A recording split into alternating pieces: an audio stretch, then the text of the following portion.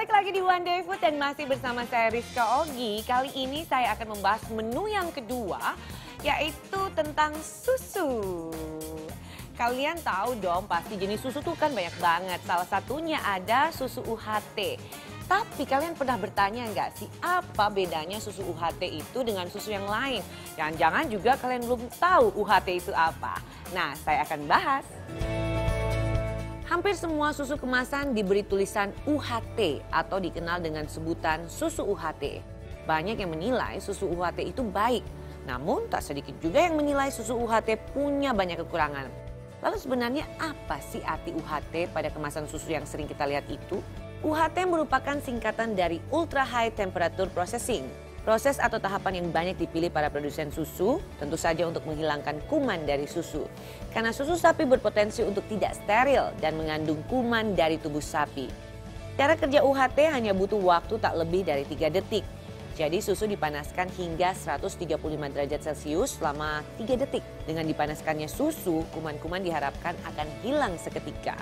Walau terkesan singkat, tahap 3 detik ini bertujuan untuk menghilangkan bakteria dan juga mikroorganisme serta memastikan tidak rusaknya vitamin dan protein.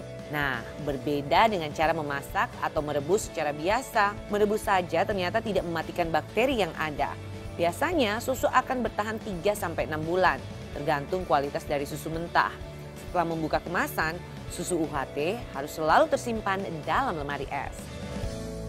Nah teman-teman, itu tadi penjelasan dari susu UHT, Ultra High Temperature. Jadi kalau suka lihat tuh ada tulisan UHT dalam kemasan, artinya itu.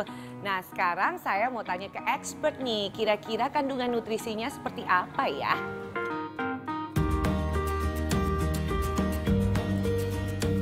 Kandungan-kandungan susu, baik susu UHT, pasteurisasi maupun susu yang segar, itu tidak banyak berbeda. Jadi yang perlu masyarakat pahami bahwa tujuan dari UHT itu adalah mematikan bakteri-bakteri yang tidak dibutuhkan oleh tubuh sehingga bisa disimpan di dalam kotak dan meningkatkan daya simpan durasi penyimpanannya. Yang menjadi masalah pada susu itu biasanya adalah laktosa. Jadi ada yang lactose intolerance atau sensitif terhadap laktos. Dan ini dipengaruhi oleh banyak faktor, baik mungkin kekurangan enzim, sehingga sulit untuk mencerna laktosa itu sendiri. Dan kita tidak bisa mengatakan susu itu tidak baik, karena kembali lagi ke sensitivitas dari pencernaannya masing-masing. Untuk memperbaiki sistem pencernaan supaya bisa mencerna susu, itu adalah dengan memenuhi kebutuhan protein.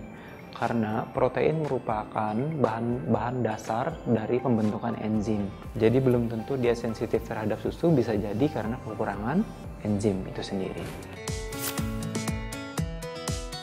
Jadi dibandingkan susu yang lain, baik UHT, pasteurisasi maupun susu segar, sebenarnya kandungan gizinya tidak banyak berbeda. Jadi satu dengan yang lain itu tidak berbeda. Yang membuat susu UHT berbeda adalah prosesnya. Dan tujuan dari pemprosesannya adalah mematikan bakteri-bakteri yang tidak dibutuhkan oleh tubuh sehingga bisa disimpan dalam kemasan dan membantu meningkatkan daya simpan. Daya simpan dalam artian durasi penyimpanannya lebih panjang.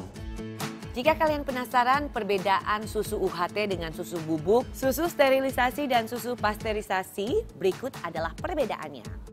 Susu UHT adalah susu pemanasan yang mencapai 137 sampai 140 derajat Celcius.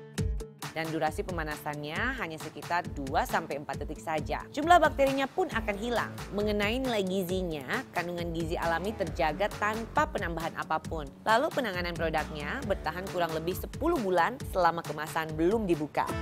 Susu bubuk, susu pemanasannya mencapai 180 derajat Celcius dan durasi pemanasannya memerlukan waktu 2 jam. Lalu jumlah bakterinya pun akan hilang sama seperti susu UHT. Mengenai nilai gizinya, perlu ada penambahan vitamin dan mineral sebagai pengganti nutrisi yang hilang. Sedangkan penanganan produknya bertahan kurang lebih 2 tahun selama kemasan belum dibuka.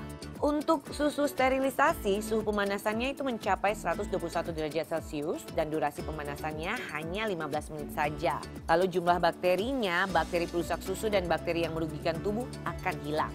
Mengenai nilai gizinya, kandungan vitamin, mineral, dan proteinnya akan berkurang. Lalu penanganan produknya bertahan kurang lebih 10 bulan selama kemasan belum dibuka.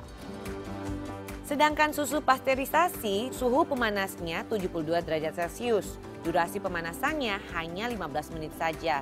Lalu jumlah bakterinya tidak benar-benar hilang karena bakteri perusak susu hanya mampu dilumpuhkan sementara. Sedangkan mengenai nilai gizinya masih lengkap.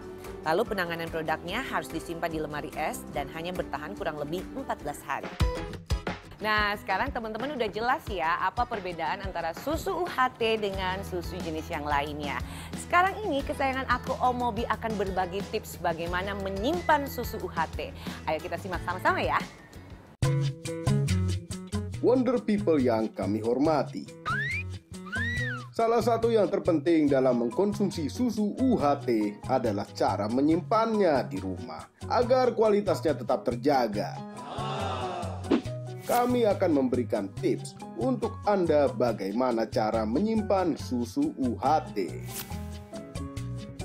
Yang pertama, selama kemasannya masih belum dibuka, penyimpanan susu UHT di suhu ruang terbilang aman dan tahan hingga tanggal kadaluarsanya. Mohon diingat, ini jika posisi susunya belum dibuka dan belum dikonsumsi. Jadi tanggal kadaluarsanya itu sebenarnya sebaiknya diabaikan apabila sudah dibuka dan disimpan di suhu ruangan. Yang kedua, apabila Anda sudah membuka kemasannya, kami sangat anjurkan untuk menyimpan sisa susu di dalam lemari pendingin atau kulkas, sehingga dapat bertahan lama selama beberapa hari. Ingat, kalau susunya sudah dibuka dan belum habis, jangan didiamkan begitu saja. Langsung tutup lagi dan taruh di kulkas. Yang ketiga, pastikan juga kemasan tertutup rapat. Selama tidak ada perubahan warna dan rasa, susu masih layak diminum. Karena itu, sebelum mengkonsumsi susu, cicipilah dulu untuk menjamin kualitas susu. Namun memang apabila Anda sudah terlanjur mencicipi dan ternyata sudah tidak enak, Anda boleh khawatir karena pasti sudah terminum sedikit. Saat Anda taruh di kulkas, posisi kemasan susu harus tetap tertutup rapat. Dan jangan coba-coba meminum susu yang sudah melewati tanggal kadaluarsanya. Berbahaya, bisa jadi sakit perut yang sangat amat mengganggu. Atau mungkin malah sakit yang lain. Yang pasti sakit hati karena merasa mubazir. Itulah tadi tips dari kami untuk Anda semua di rumah. Selamat mencoba dan selamat melanjutkan ibadah puasa. Terima kasih telah menonton. Jangan kemana-mana dulu ya teman-teman, karena saya masih punya satu menu Wonder Food lagi. Tetap bersama kami.